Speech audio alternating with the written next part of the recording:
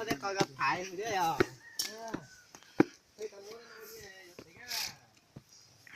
Còn nói gì?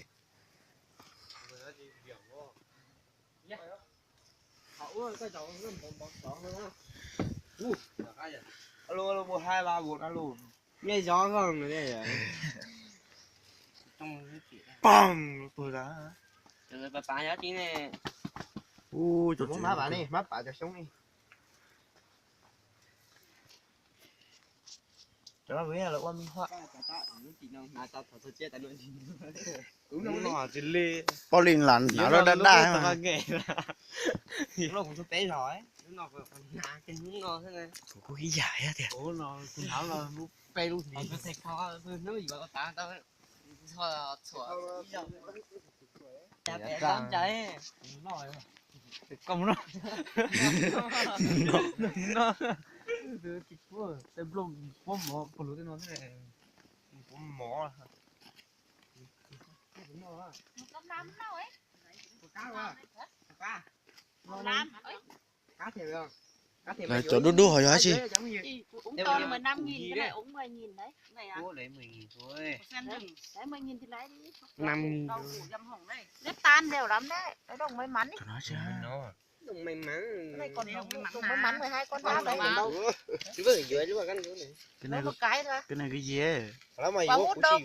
Cái Lúc đấy có tôi vô tao là hai uống ba uống đi. cái này mua về thì nó vỡ hết rồi. Không bớ đâu, không bao giờ vớ đâu. Cái này là bằng đồng đấy. Ở đây nó không bao giờ vỡ nhưng mà mua về nó vỡ. Đồng may mắn. Ở đây thì nó để như thế này thì không bao giờ vỡ là chuyện bình Con gái thường. thích nhở.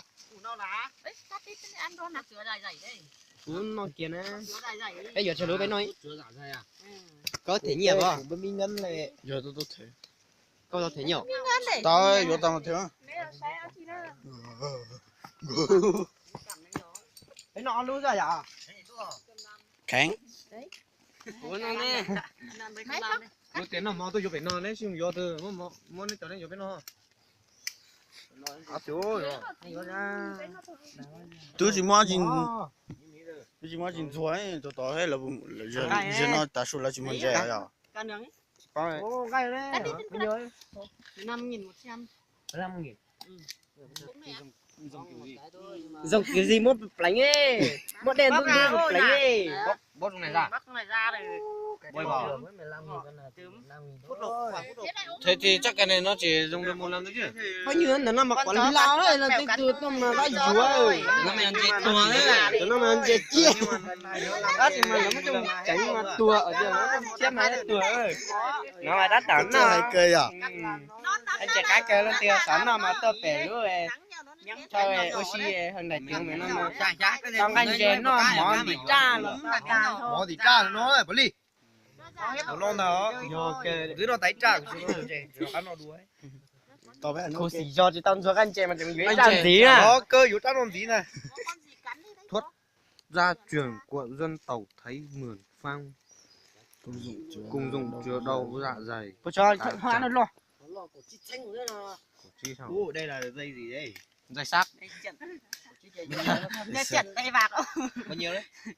Cái này là giặc lau. 200. 200 thôi. Để cho thôi đấy. Mày đưa ra tao thử mà tao không biết mà. Đấy, giặc của lau ấy.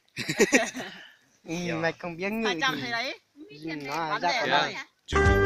Ai đầy tiền nữa nhá. Đây là dây sắt.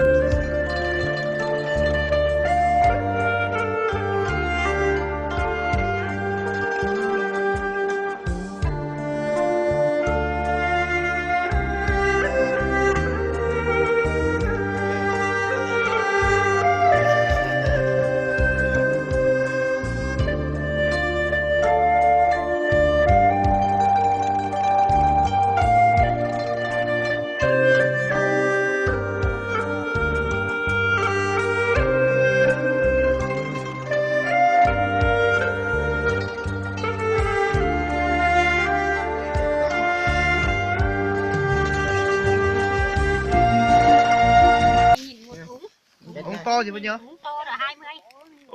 Bên kia là 15 thôi mà. Đúng rồi. Tan đấy đấy. Nó này pha nó đây. Nó sắp bay. hạt đau đầu, con rắn cắn chỗ cắn bị ngột xương lên đau đầu. Cái này là hạt đau đầu. 5.000 một cái. Lúc ra món lo rồi nó. Ừ đấy, cái này Là đau cái đầu. gì hại? Còn thấy ấy. Còn thấy mà. Tao ơi, nó không mong ăn gì được anh đấy. Ha. Chị chầu đồ. Cái này mua để làm gì? Cái này mèo làm chơi cháu ạ. Lạc chơi mà cũng bán.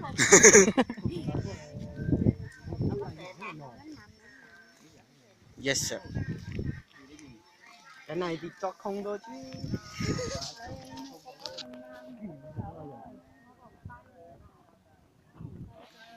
Nó tiếng cái nó họ coi nó tiếng này thế là có số.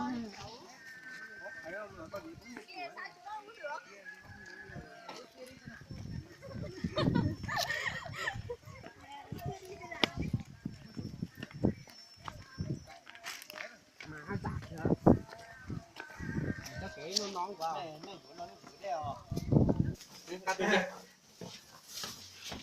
Ngon mấy đâu ngon. Wow. Ngon nghỉ mức đâu. Ngon ngon. Ngon sỏi à, hắn ngon. Hắn sỏi bên nọ cho cái này. Ngoài chặt thử phải nọ. Đã đấy. Rồi người đi nó chưa.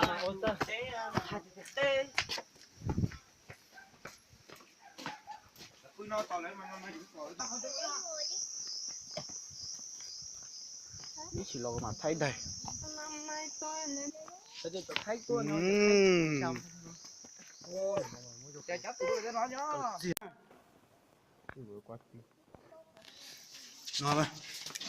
Xóa. Để chị lộ. Gặp khổ. Tổng công ty á. Ôi, tự thấy gì?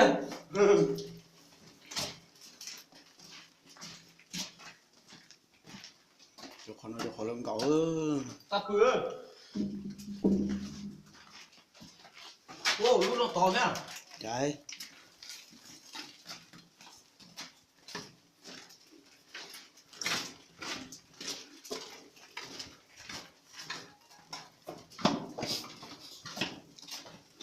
Không đua, không có. Tối chặt tầm máy.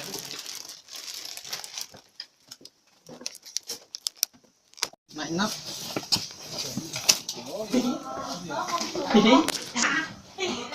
Thế thì là ăn là tôi. Tốt điểm. Có tuồng con tàu ấy rồi.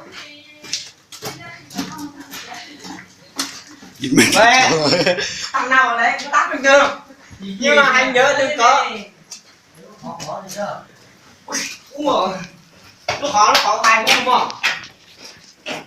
Con nó là teo, nó được.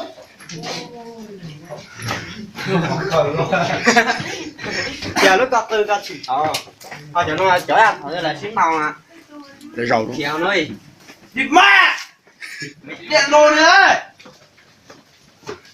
Cái chèo nó chạy ha. Cái hà rồi nó. Anh điện ra! Là đầu nó mất chừng nào. Mới năm thôi. Thảm thôi. Chỉ mấy tháng thôi à.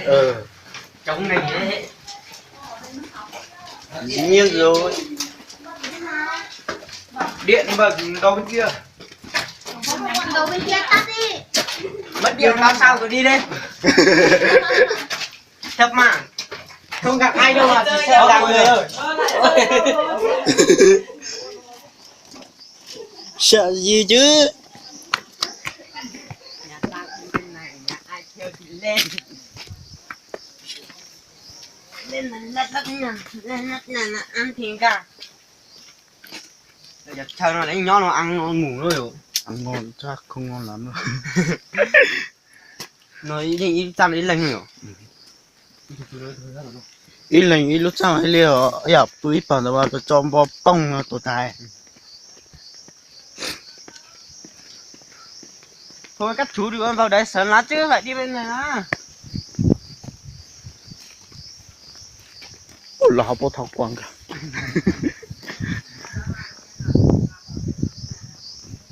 Mà đấy tôi là chỉ là mấy đường tôi phải đi quay dần dần thế này. tôm nuôi mấy giờครับแนวตัวมันเตะไปทัดต่อย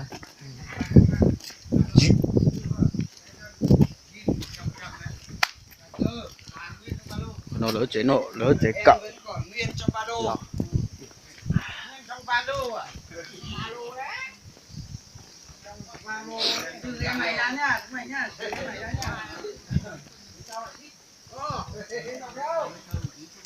thôi nó mỏ phải coi à ấy giặc kìa ôn từ nó ngáp bẹ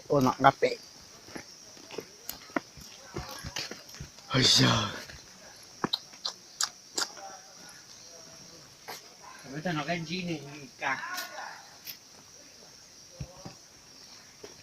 nó hay là lúc khó là không nó phải ai chưa khó để đơn giản mà thôi cho nên giờ khá tôi nói nó để đi về để cái gì à nó sẽ bị gì đó có quay nó lấy vô chỉ tên